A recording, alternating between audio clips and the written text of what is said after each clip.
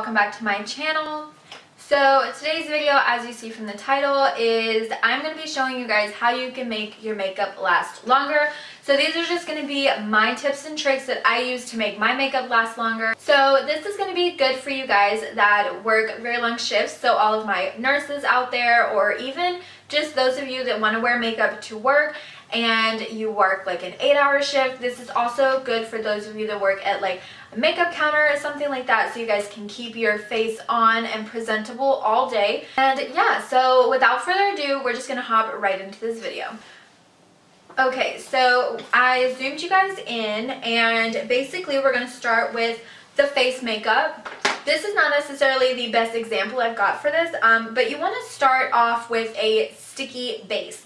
So just like you would anything, you really want something to like adhere to your face so that your foundation and your concealer and everything is going to stay in place and stay there. I'm going in with the Dr. Brandt Luminizer Primer. Now, this is not the best primer for this kind of thing. It's fairly tacky, so this is just what I'm going to be using today. And you want to make sure that you let it sink into the skin and get tacky before you're applying foundation on. So while this is going, I'm going to go into my eyes for a second. So you really want to use a eye primer. Now I, on the other hand, I prefer concealer. You guys know this. I use concealer all the time. I don't think I've used an actual eye primer in a very long time. However, if you do opt for an eye primer, you really want to make sure it's not oily. Even if you have drier eyelids, you still want something that's going to have a tacky feeling. You don't want anything that's going to like slip and slide around. So I have combination skin, but I'm just going in. This is the AOA Studio concealer. I love using this for primer because it is very thick and it's also really tacky, and it's a little bit too light for me as a concealer, so I really like it as like an eyeshadow base to make everything pop. Now I'm going to go in with foundation. My face is so red today. I don't know why. I mean, I do usually have like red skin, but I feel like it looks so irritated. Now you want to go in with foundation. This is going to come into play like what I said.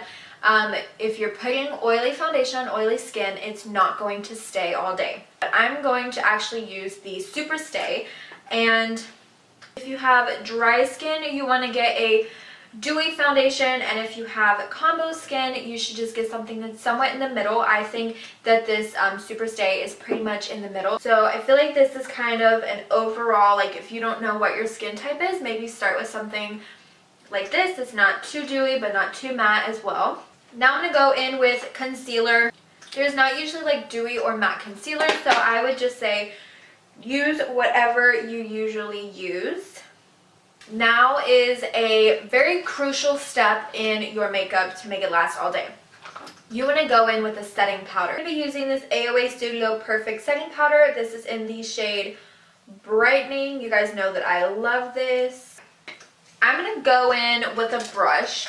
Now you can do a brush or you can do like a sponge, and this is kind of to your own liking. Some people like to bake, some people don't like to bake. Today I'm not going to bake, but when you do this, you want to look upwards and you want to start by setting under your eye. Even if you have like drier skin, you still want to set your face. But I do think that you should. I feel like wherever you put the powder, it's going to be way easier for it to stay on your face, and you're not going to just like wipe your makeup away.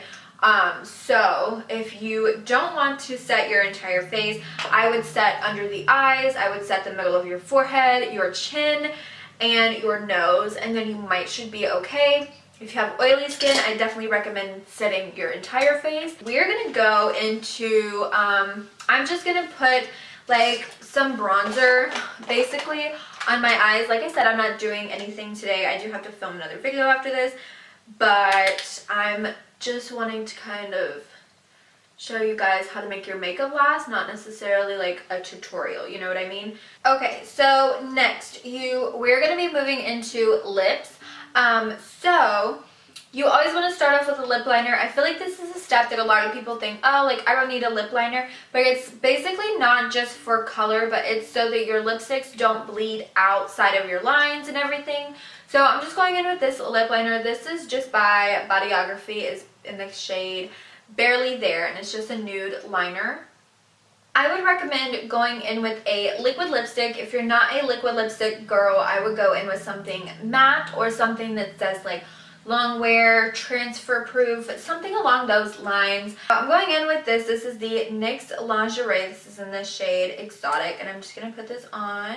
Okay, so I changed my lip color, but what I said still stands. You want to do like a liquid lipstick or something matte. So I just have a few more like tips and stuff. The last step to my makeup is always setting spray. This is going to lock everything in as well as make it kind of look a little bit more like skin and not as much powdery or cakiness if you have like a ton of makeup on. So you always want to set your face. Okay, so we're going to kind of bump it back to eyes. And basically when you're shopping for long wear stuff, you really want to look for something waterproof. Now, if you want your eye makeup to stay on, you want to get a waterproof mascara and a waterproof liner. I would recommend, if you're not a super oily skinned girl, I think that you could get away with using cream products rather than powder.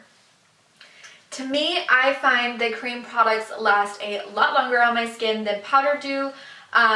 When it comes to blush, bronzer, and highlight, just make sure that you set it with whatever translucent powder after everything is done. I also wanted to say that foundations and stuff, I know you can't exactly go by what the product is claiming, but if you have any favorite like 24-hour or long wear or something like that, anything that says that in it is really good for long wear. Obviously, like the Super Stay foundation says up to 24 hours. So this is kind of something that you want to look for when you're looking to get something that is going to be long wear. Basically, that is all the tips that I have for you guys today. I really hope you guys enjoyed this video. Hopefully it was a little bit helpful. I feel like I was kind of all over the place. I wasn't exactly going by my notes like I usually do. Also, my hair is a mess. I literally just got off work maybe like an hour and a half ago, and so my hair has been in a ponytail all day, which is why it's crinkly. I hope you guys enjoyed this video. If you did, don't forget to give me a thumbs up. Make sure that you subscribe before you leave, and I will just catch you all in my next video. Bye!